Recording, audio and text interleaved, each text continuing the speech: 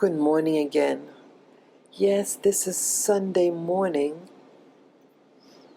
Yes, Sunday morning, and I'm in bed still. I just gave a report about the vision that I saw, but since I'm up and everything, while things are better in my memory, just about my experience at the party yesterday.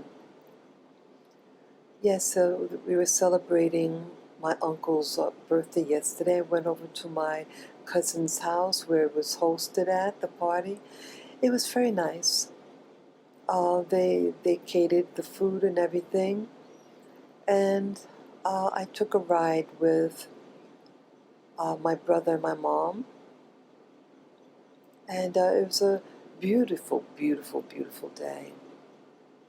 Beauty. The sun was out. The sky looked gorgeous, and it was a nice ride out there. It seemed longer than I realized. The place was here at my cousin's in Long Island, and I went to my mom's house first, for the ride, and then from there we went to the party. She, as it pertains to my mom, since I'm chronologizing the relationship, the journey with my mom at this point of her life. Excuse me. She had trouble opening the door. Like she might open let's say the bottom lock, but then she has opened the top one, and then so it kind of took a while. I said it's okay. She started to get a little frazzled. Now I was surprised that it was taking her a while. I thought my brother was there, because before I left my apartment, I called to make sure it's okay, and my mother wasn't sure about the party, her memory, and she said, "Oh well, so and so's here." So it's okay. So the person came on the phone, and I said, "Hey, I asked them what I shh. It's okay. It's okay.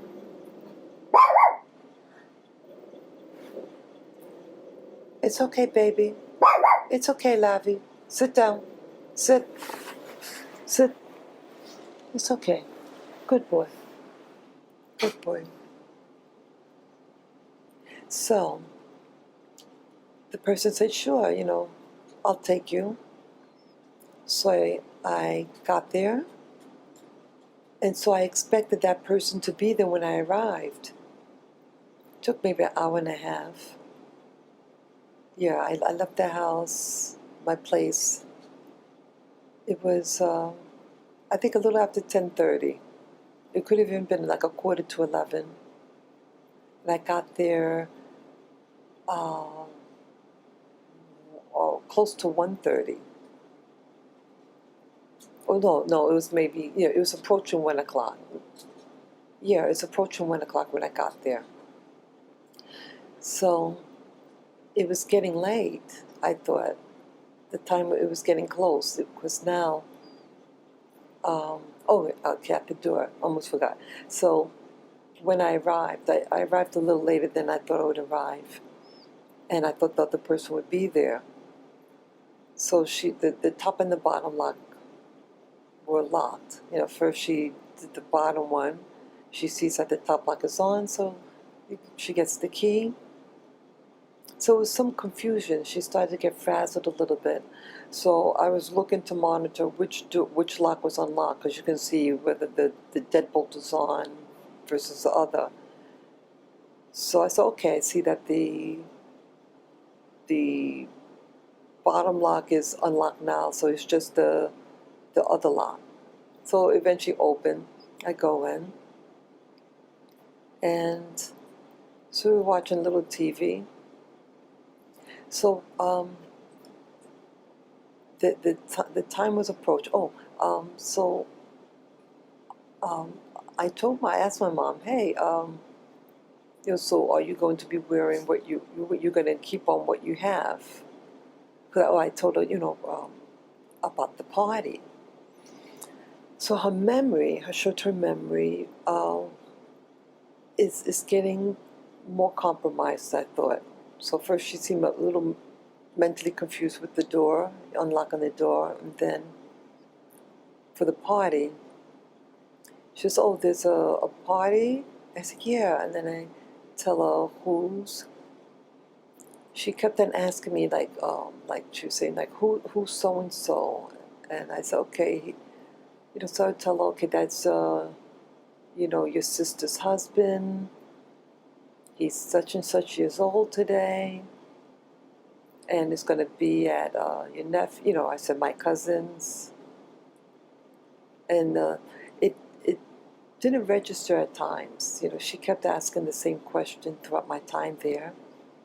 And when I asked her about her dress, her, her appearance, her hair um, was disheveled and the shoes were very dirty. So I just asked her, are you going to be wearing, do you want to change your clothes or wear something else, or you're going to wear this? I felt a little uncomfortable to ask her because some people want to wear what they're wearing, but I wasn't sure, and I felt, I just wanted, what I was trying to convey, for her, that she needs to freshen up a little bit, and she said, it's not, she said to me, oh, well, are you going to wear what you're wearing? She said it kind of nippy. And I think we start laughing. I start laughing. And I say, yes, I'm going to wear this. And then she says, noticing her comment. I said, yeah, what's mean? It's something like that. But I said, it's okay. It's all good. It's okay, I said something, to laugh it off, whatever. So why I mentioned this is that her concern about her appearance is being compromised now. Like, she doesn't care about her appearance. And my mother was someone that, she was never really like into fashion, but she'll put when she was to go out, she looked nice. I always thought she looked, I loved how she had the pantyhose and her dress of pantyhose. It looked beautiful on her, and she looked very regal. So for someone that looked, in my eyes, very regal at times and very important, and then for how she looked then, yesterday, it's different. And I want her to care how she looks at present, And then another family member came by. They came by like close to 12:30. No, what's it? 1:30. It was close to 1:30. It could have been 1:20. And so now I'm getting nervous because I had contacted my family member who I spoke to just a couple of hours before, and I was surprised they weren't there when I came by. And I didn't know where they went to, and my mother didn't know. So I left the phone message and at their home and this cell phone, and no response. And so I was getting worried. And so when the other person came by, I didn't make the agreement with them, and they said they were going to take Mom. So I thought that was problematic. I was wondering, hey, what's going on? And the person that was there said, well, I called Mom yesterday and told her I was going to pick her up. So what's going on? So it's a lack of communication. So when there's functions, activities to go to, these two other parties, these two parties need to communicate when they're going to, like, who's going to take who, so they have to synchronize. So there has to be a communication between those two. Who's going to take what? Because sometimes, like, so let's say someone calls, says, yeah, I might have called so-and-so the day before, but maybe it was already agreed upon with the other party that they're going to take the person. Just because someone calls the day before doesn't, they have to contact that other person. Hey, it's to be an activity. And so, do you or do you want me to take them? That it has to be discussed.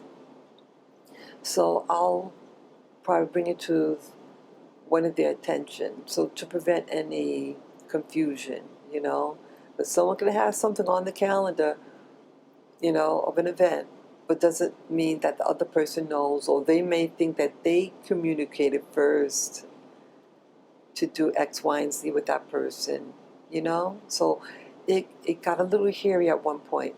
So eventually the other person did come. They might have come like 20 minutes to 2, because the appointment was for 2 o'clock. And so it was getting late. And it was getting a little hairy. Who was to take who? The person came in. I said, well, I had spoken to so-and-so said they were going to take me and our mother. And so I'm going to go with the person that I made the agreement with, because it was a matter of who's going to go in whose car. And I felt uncomfortable to go in the other person's car. No, I said, look, what you're going to decide, I'm going to hitch a ride with you. So my mother said, hey, let's, we should all go in the same car. And the person did respond, well, it's, I don't mind us all going in our, in my car. So actually what happened, so we do leave the house. They did the alarm for her. She didn't do it herself. And what else? I took the person who I made the agreement with. One car was on the driveway, the other one was outside the driveway, by the driveway. And I said, well, I'll take Philip, I'll take the car ride with you. And surprisingly, my mom takes the ride with me and the other person. And the other person that was on the driveway, they drove themselves to the activity. And it's better this way, to have the 2 cars, because something could happen, and more freedom for either party who wants to go. So that's what happened, and I'm glad that it turned out like that. So it has to be communication.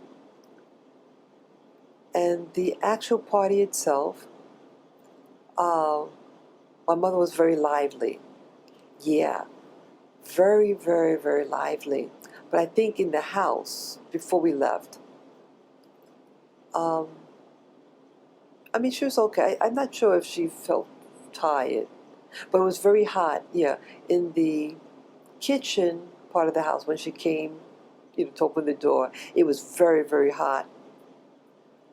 But I see that the air conditioning in the other room was nice. It was nice and cool. So I felt relieved, because the last time I was there, the air conditioner was broken, and her energy levels was very low, very, very low. Yeah. Also, when I arrived, if I didn't really clarify, that there was some mental confusion with my mom. She kept on, in fact, at the house and in the car, she kept on asking the same question over again. Who and where are we going?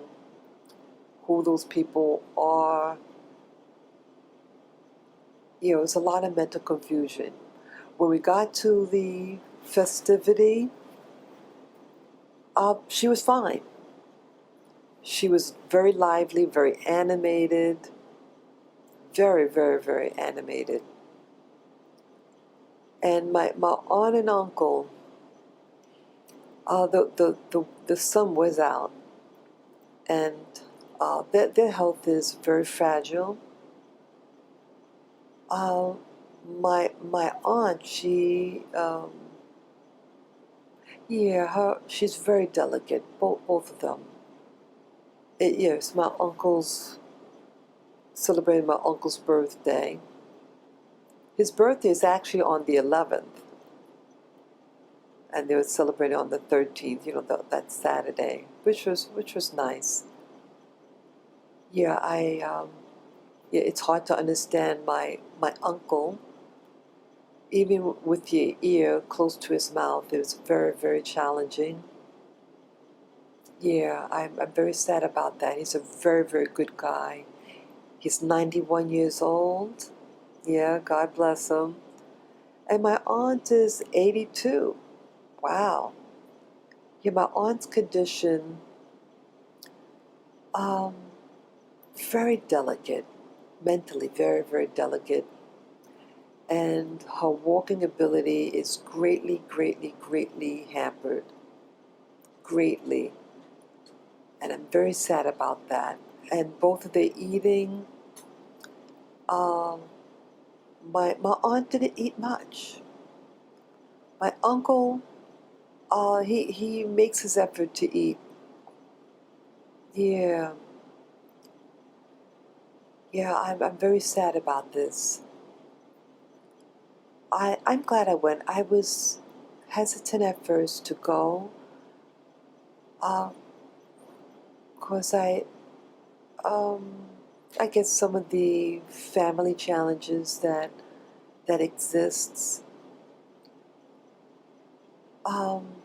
Yes, now my mother is on the cancer medication now since Wednesday, I think. And it seems like, in my opinion, that this week her mental confusion is increased, even though like the second day her on the medication, in my opinion, she's taking the tamoxifen, I think it's called. I don't like how it's making her act, if it's that's making her act that way. And I just increased mental confusion. That medication, I think it's taken in the afternoon. It's not the morning pill. Her first pill of the day, but I think it's the one that you take in the afternoon. With the other medication. So, I just want to keep a log of everything and how I feel emotionally about everything. So I'm glad I did go to the activity. It was nice. I walked around in my cousin's garden. I had my other cousin was there, and her grandchild was there. It was very pleasant. Her husband. It was very pleasant. The sun was beautiful, and I took opportunity to just walk in the garden there, barefooted. Very beautiful. Very, very beautiful. So that was my journey. Oh, and coming back, I got a text message from my brother in Texas and his wife, There was a partial blackout in New York City, right where I live. Yeah, that's what they say, hey, y'all, I heard there's a blackout. The trains weren't running, so it was really good that they contacted me, because we were on the road heading, they were heading back to the house, my mom's house, and I would have just taken the subway if they didn't drive me directly home. And yeah, luckily they did, because the trains weren't running. It was um, the transformer, either the transformer or something in the manhole blew up, and was a power outage from 42nd Street up to 50 something Street, I think they said. And they said 42nd, like, yeah, so I was like, my mind was thinking, I said, boy, what should we do? Because we're still on the road heading into New York City, Queens. And so I tried to contact the concierge. Their phone wasn't working, or it just went into some answer machine or something, some recording. And then I contacted a neighbor that lives about 2.5 blocks west of me. She picked up right away. She said, yeah, there's a power outage. 43rd Street was, light was not on, but 42nd is on. So I said, okay. And then I asked about the transportation. They said the trains aren't working. And then my brother told me about this, go to the website, mta.info. So I did that, and then they had the listings of what trains were, the status of the train. They said those trains are delayed or something like that. I said, okay. So I asked the person if they could drive me home. Told them, hey, look, if the power is out, I have to, I want to tend to my dogs and everything, feed them. So he said, just just drop you off at the entrance of the bridge or something like that. He may not be able to go in, but it wasn't bad. He did drive me all the way, most of the way. It was just like a block away, and that was fine. That was fine.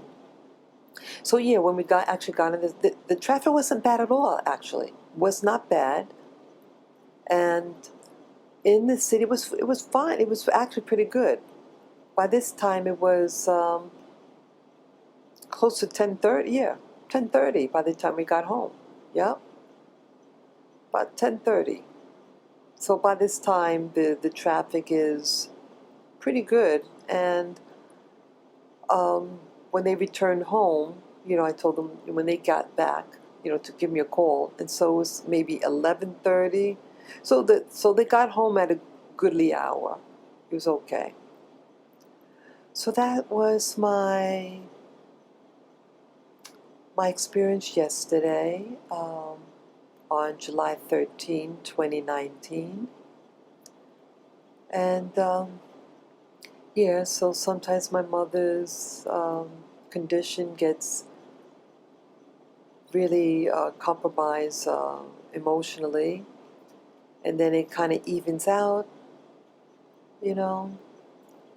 And as for her appearance, it is what it is. But interesting, almost forgot, but interesting that when the other people arrived at my mom's house and they inquired, and then she started asking, hey, oh, am I dress appropriate and this and that? But it seems like initially when you question how she's dressed, whether she's going to change, she was defensive, and she can insult you back. Yeah, she does that. But then at the other point, she was starting to inquire, like when she asked where's she going, even though you already told her. Then she started, when we were in the car heading out to the party, she said, hey, am I dressed okay? Am I appropriate? And this and that. So at times she's aware, she becomes aware about her presentation. Yeah, so I thought that was interesting. So she doesn't seem like when you just put it on her, like what she's going to wear. And then the other person, one of the other people who had come to pick her up, was told her, oh, I do have a set of clothing that you can choose. I brought it with me, they said, clothing that you may want to wear, like that. And so the other person was conscious, about her presentation, and had an option if she wasn't going to wear what she wanted to wear, that they had clothes for them to select from that they brought with them. So that's another thing. So at times she becomes aware about how she may look, and then when she's not in awareness, she would get defensive and insult you, because she said to me, oh, well, are you going to wear what you're going to wear? Yes. Yes, she did. So it is what it is. But I say, look, it's okay. Yeah, so she has spunk in her. Yeah, she has spunk. So that's my experience and part of the journey in this process. And yes, she's on the tamoxifen that has its side effects. And my brother feels like when he discovered that she was put on it without, yeah, they didn't tell everybody. That person didn't notify people that they put her on the medication, and it was, according to other people as well, agreed upon that she would not be taking anything, but one of the parties decided for her that she'll be taking it. So that's my concern about that we're having a family meeting, and the consensus was X, Y, and Z, that should just not take anything, but if things worsen, then maybe some other regimen. But this other party decided alone for themselves that they would decide this upon my mother. And I was very, very, very upset with them. And I did text that person, and I was strong in the text. And I told them, look, it was agreed upon X, Y, and Z. And I told them that I don't respect them for that, and some other things. It was firm what I said, very firm. And then they responded later on in a group text to everybody, something formal, that they decided that that my mom will have to take the tamoxifen,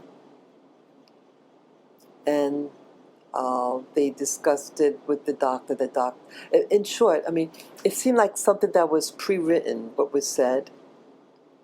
It wasn't emotional, but it was like pre-written, and maybe it was like a cut and paste of a letter that they might have written.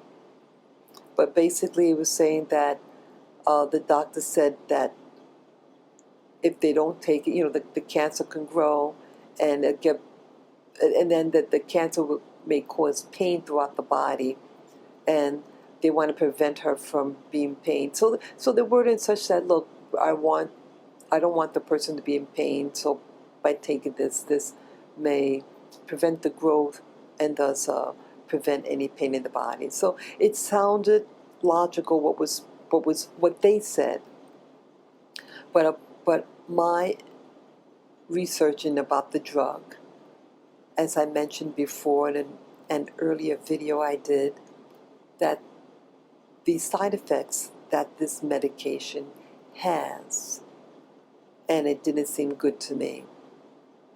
So yeah, I just wanted to get that out and try to be as thorough as possible in this log, pertaining to my mother's health and other attributes that are connected to her health and how it affects the family members. Okay? So that's my log for today regarding my adventure with my mother's journey. Okay? So take care, guys. Bye-bye.